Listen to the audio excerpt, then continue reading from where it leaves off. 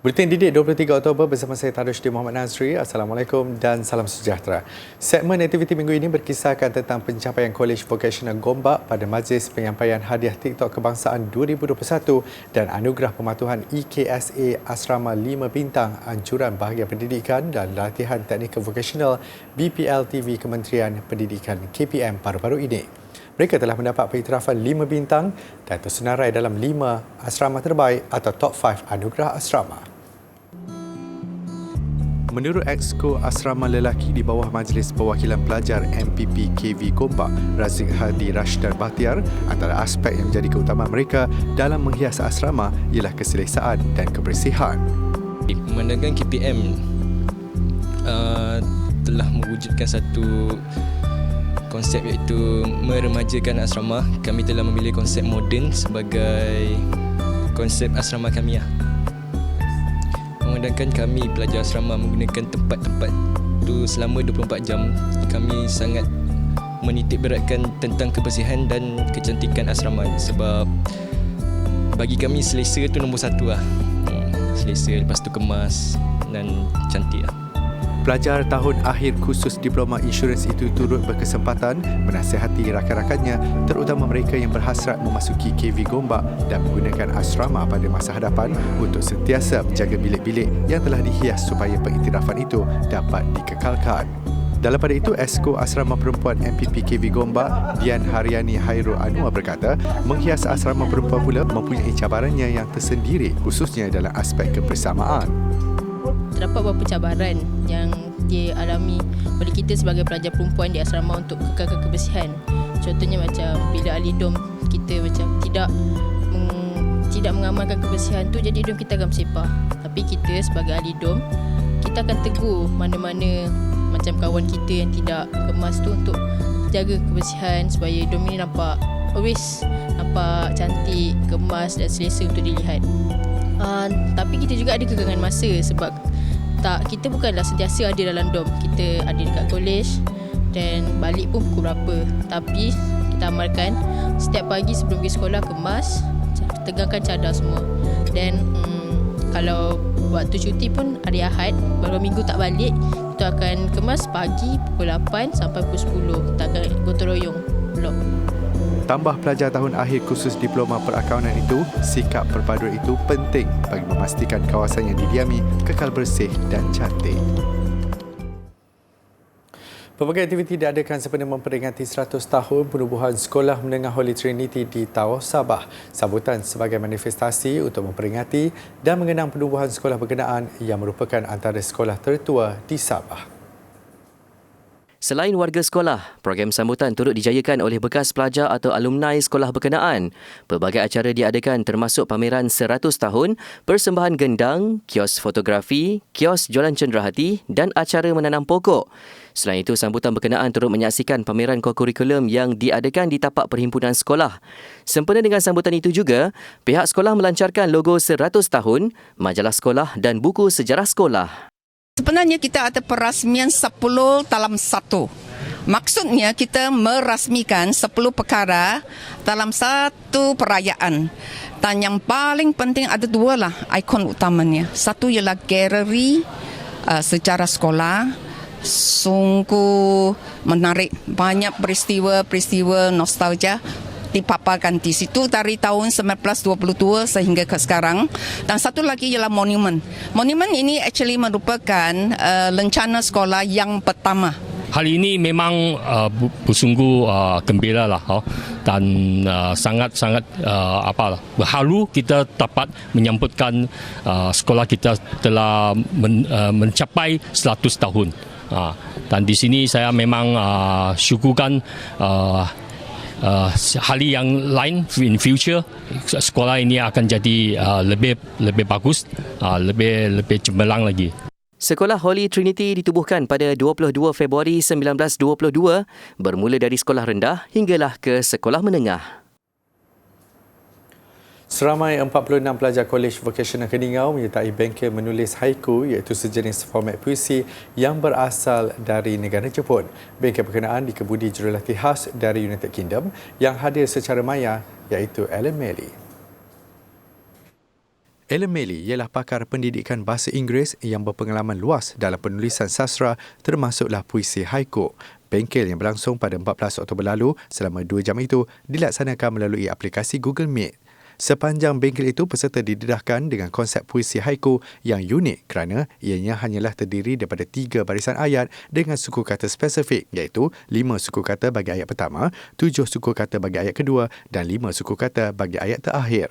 2 ayat pertama merupakan pembayang bagi ayat ketiga yang menyampaikan maksud atau mesej sebenar puisi berkenaan.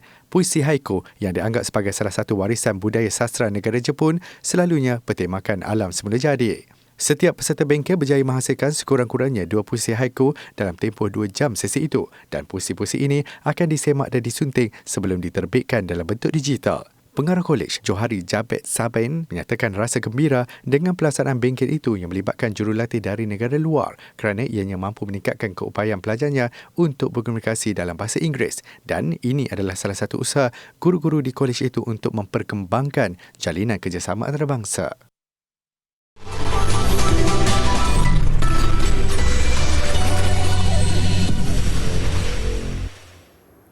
Universiti Islam Antarabangsa Malaysia UIAM mempertahankan kejuaraan dengan muncul juara pertandingan debat diraja antara institusi pengajian tinggi IPT 2022.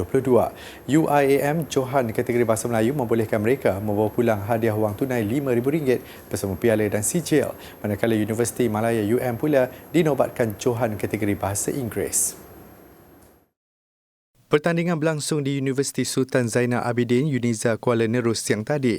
UIAM mempertaruhkan Muhammad Ilham Hafiz Azmi, Nur Syahirah Balkish Syahrul Nizam, Muhammad Luqman Ismail Zawawi dan Muhammad Akil Mujahid Mokhtar.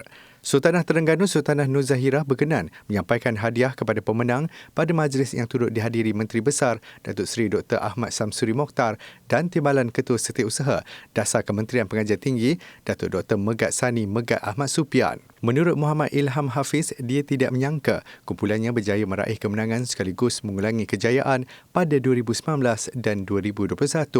Katanya, pertandingan kali ini begitu menyukarkan mereka berempat apabila mendapat saingan hebat pendebat IPT lain yang menampilkan hujah yang baik. Lebih menggembirakan, ini kejayaan kali ketiga dia secara peribadi dalam pertandingan ini yang turut dipilih pendebat terbaik akhir dan membawa pulang RM1,000. Sebanyak 53 pasukan dari 24 IPT menyertai debat yang diadakan secara dalam talian bagi pusingan awal dan secara bersemuka untuk separuh akhir dan akhir yang bermula semalam. Universiti Teknologi Mahara UiTM sedang mempertimbangkan cadangan untuk menyediakan kemudahan pengangkutan kepada penuntutnya pulang ke kampung menunaikan tanggungjawab sebagai pengundi pada pilihan raya umum ke-15 PRU 15-19 November ini. Difahamkan pengurusan universiti berkenaan sudah dimaklumkan mengenainya selepas perbincangan dengan Majlis Perwakilan Pelajar MPP berhubung isu pengangkutan penuntut untuk mengundi. Timbalan Naib Chancellor Hal Ehwal Pelajar UiTM Profesor Dr. Muhammad Sazili Syahibi dilaporkan berkata pada hari mengundi terbabit semua penuntut sedang cuti pertengahan semester dan telah pulang ke kampung masing-masing. Beberapa pihaknya akan mempertimbangkan untuk menyediakan pengangkutan kepada mereka yang belum pulang. Untuk rekod, UiTM menjadi institusi pengajian tinggi yang mempunyai bilangan pengundi muda 18 dan 20 tahun paling ramai iaitu 185,400 orang atau mewakili 15.5% daripada jumlah keseluruhan pengundi muda 1.4 juta orang di seluruh negara. Jumlah penuntut terbabit tersebut membabitkan semua 35 cawangan UiTM di seluruh negara, manakala kaki tangannya seramai 18,347.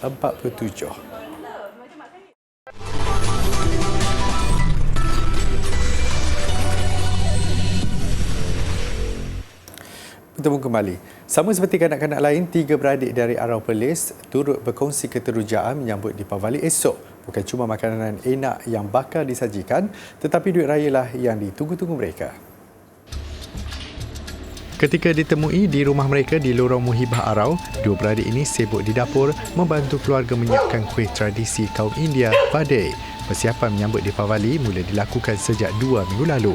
Tidak kisah berhabis banyak. Bapanya Sri Taran Sevaraju, 58 tahun berkata dia membeli pelbagai persiapan menyambut Deepavali seperti baju baru, perhiasan serta rempah ratus masakan semata-mata untuk meraihkan perayaan itu dengan meriah. Perbelanjaan untuk untuk sambutan Hari Deepavali ini melebihi daripada RM2,000 lah pada sekarang ni, kerana kita tahulah ekonomi kita macam mana apa semua. Jadi barang-barang semua memanglah harga je memang tinggi.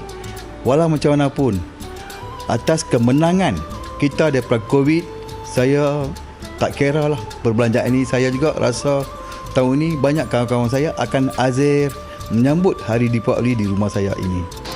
Selain membantu ibu di dapur, kanak-kanak ini turut membantu membersihkan rumah dan menggantung lampu hiasan. Mereka juga tidak sabar menunggu hari esok untuk berpakaian baru dan menyambutnya bersama-sama rakan.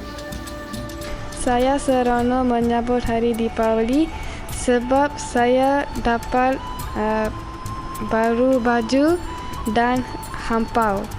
Saya seronok dapat baju baru dan hampau. Besok kawan-kawan saya akan azir. Menurut Sri Taran, pemberian duit raya kepada kanak-kanak dan mereka yang lebih tua merupakan amalan yang biasa dilakukan di negara ini, tetapi tidak di India. Ia sebagai penghargaan sewaktu perayaan. Sebuah sekolah di JMP Australia mengajar muridnya berkemahiran bertani. Mereka belajar menanam pelbagai jenis tanaman dan menjaga haiwan ternakan sebagai persediaan untuk kerjaya dalam sektor pertanian. Berbeza dengan kaedah pembelajaran biasa yang menggunakan peranti mudah alih atau komputer, di sini ladang adalah bilik darjah.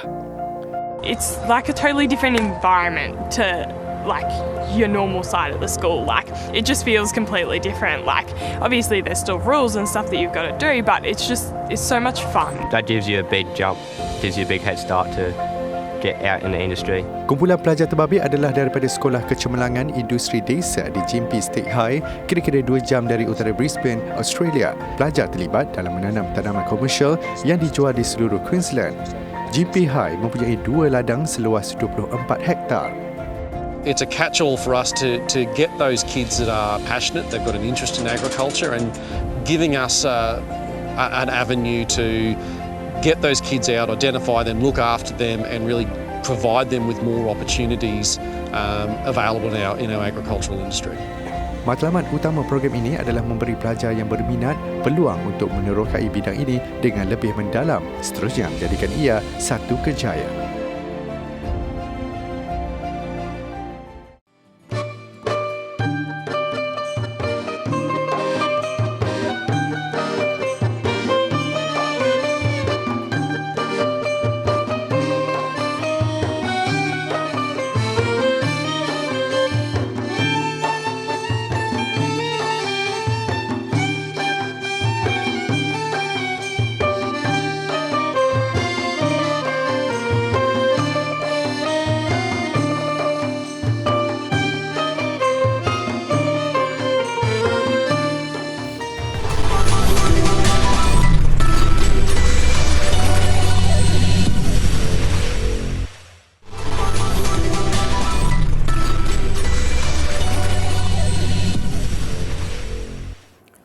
Sukan. Lagu Negaraku berkumandang di litar antarabangsa Sepang SIC hari ini yang menerusi kejayaan pelumba remaja negara Muhammad Danish Hakim Ramli yang muncul juara perlumbaan kedua Asia Talent Cup. Sekaligus menebus kekecewaan pada perlumbaan pertama semalam yang menyaksikan Hakim Danish gagal mengawal jenteranya sehingga terjatuh. Pada last lap, saya ada buat mistake sedikit. Pada last turn 14, saya ada nak jatuh sedikit, nak high side. Jadi saya control balik. Jadi dekat straight saya ambil straight stream. Jadi pada last corner, saya cuba just brake lambat. Saya cuba berhentikan motor tu lebih awal. So saya menang dan saya nak ucapkan terima kasih kepada semua sponsor-sponsor saya, family saya dan semua yang support saya. Terima kasih semua. Pada perlumbaan kedua Asia Talent Cup yang berlangsung awal pagi tadi, Hakim yang berlumba dalam kesakitan selepas terjatuh pada perlumbaan pertama semalam memulakan saingan di petak keempat. Dan sebaik bermula aksi 13 pusingan itu, dia dicabar kelompok hadapan bersama pelumba Indonesia Veda Iga Pratama yang akhirnya terpaksa berpuas hati berada di belakang Hakim dengan perbezaan 0.047 saat. Tempat ketiga pula milik pelumba Jepun Shinya Ezawa. Kemenangan ini menyaksikan hakim kembali menerajui carta kedudukan pelumba dengan mengumpul 151 mata, hanya dibezakan dengan 3 mata sahaja dengan Ezawa yang berada di tangga kedua. Dan kini dalam landasan terbaik untuk bergelar juara pada musim ini menjelang pusingan akhir di litar antarabangsa Mandalika Indonesia pada 11 hingga 13 November depan. Skuad hoki remaja kebangsaan bakal beraksi menentang Australia untuk perlawanan kedua pasukan dalam kejohanan hoki Piala Sultan Johor. Peluang mengadakan aksi persahabatan menentang Australia sebelum ke Johor Selasa lalu sedikit sebanyak memberi ruang buat skuad negara merencana strategi lebih baik untuk perlawanan malam ini. Dan memang sesuatu perlu dilakukan selepas pasukan bimbingan Muhammad Amin Rahim ini terpaksa gigit jari tewas dengan jurang agak besar 2-5 kepada jaguar Asia India semalam. Jaringan pembukaan India hadir seawal minit ke-6 selepas percubaan gol Padang Amandip gagal diselamatkan penjaga gol Malaysia Muhammad Amir Muhaimin Ahmad Mustaqim. India terus menjarakkan kedudukan apabila Hindal Arijit Singh menyempurnakan pukulan sudut penalti pada minit ke-10. Tersentak dengan jaringan itu, Malaysia bingkas bangkit menyusul permainan dan berhasil mendapatkan gol pertama selang 3 minit kemudian menerusi gol Padang Syahmi Irfan Sohaimi. India terus mempamerkan aksi cemerlang pada separuh masa apabila 2 gol Padang dihasilkan Dami Bobby Singh pada minit ke-20 dan Sudik Chimarko minit ke-26. Pertahanan skuad negara tampak bermain lebih berdisiplin dan berjaya menggagalkan gerakan serangan pasukan lawan pada suku ketiga. Hasil daripada itu, Malaysia berjaya mendapatkan gol kedua menerusi pukulan sudut penalti Muhammad Amirul Hanif Mahmad pada minit ke-52. India melenyapkan usaha Malaysia untuk menyamakan kedudukan selepas menjaringkan gol menerusi pukulan sudut penalti Shandanan pada minit ke-56 bagi memastikan kemenangan memihak kepada India dengan keputusan 5-2. Di sebalik kekalahan yang dialami, Ketua Jurulatih Skuad Remaja Negara Muhammad Amin Rahim bagaimanapun memuji kesungguhan anak didiknya yang kurang pengalaman beraksi di pentas antarabangsa. Pertama sekali, saya nak puji pemain saya lah sebab mereka dapat sesuaikan dengan apa yang kita rancang lah. Memang boleh nampak perbezaan. Untuk saya, kita turun dengan pasukan yang kurang pengalaman kan, di peringkat antarabangsa berbanding dengan pasukan India yang ada 6 pemain yang pernah beraksi di peringkat antarabangsa senior level. So boleh nampak jurang tu agak ketara.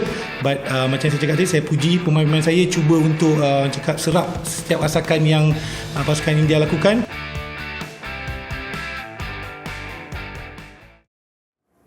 Impian menggudung untuk melihat wakil negara menjulang Piala AFC 2022 lebur. Kuala Lumpur City FC terpaksa akur dengan kepihatan Al-Sib dari Oman apabila tewas 0-3 di perlawanan akhir sekaligus merelakan lawan pulang ke Oman dengan gelaran juara. Pertarungan Kuala Lumpur City dan Al-Sib merebut Piala AFC 2022 yang berlangsung di Stadium Nasional Berkejalan menyaksikan tuan rumah melepaskan kesempatan terbaik menghasilkan gol awal. Kelab Oman itu kemudian terus mendapat rentak sehingga menguji gawang Kuala Lumpur City beberapa kali. Ancaman daripada sepakan penjuru Al-Sib minit ke-21 tanpa disangka-sangka memberikan mereka jaringan awal. Lamungan dari Ali Sulaiman Al-Busaidi gagal dihalang oleh penting pertahanan sebelum memberangkat penjaga gol Kevin Ray Mendoza yang sudah tersilap langkah.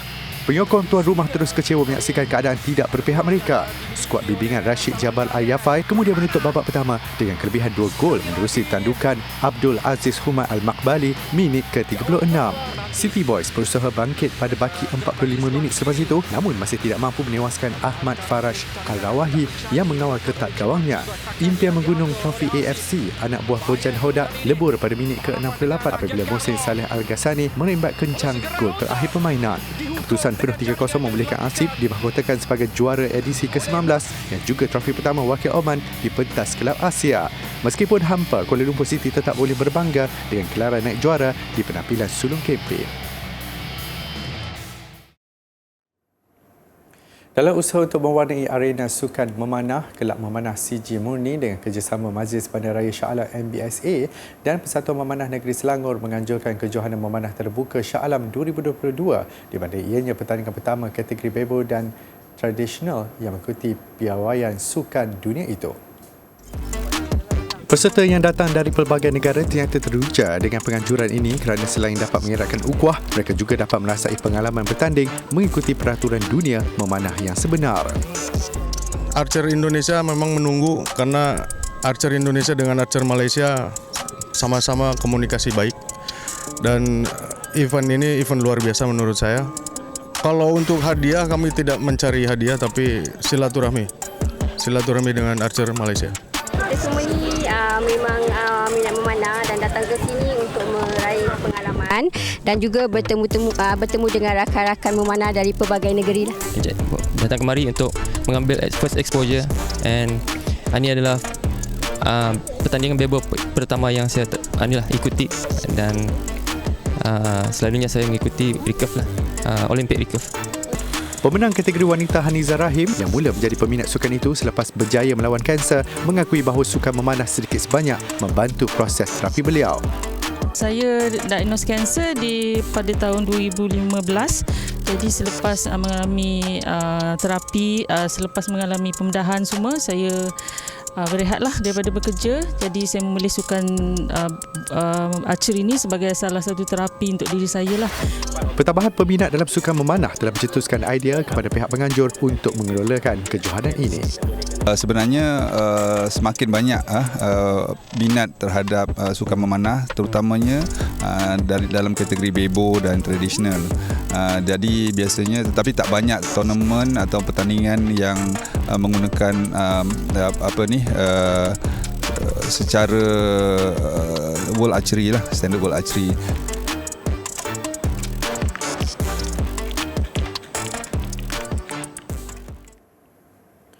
Kemeriahan persediaan sambutan Deepavali di Mumbai dan New Delhi, India mengakhiri Buletin Didik. Saya Tarusydi Muhammad Nazri. Salam hormat. Jumpa lagi.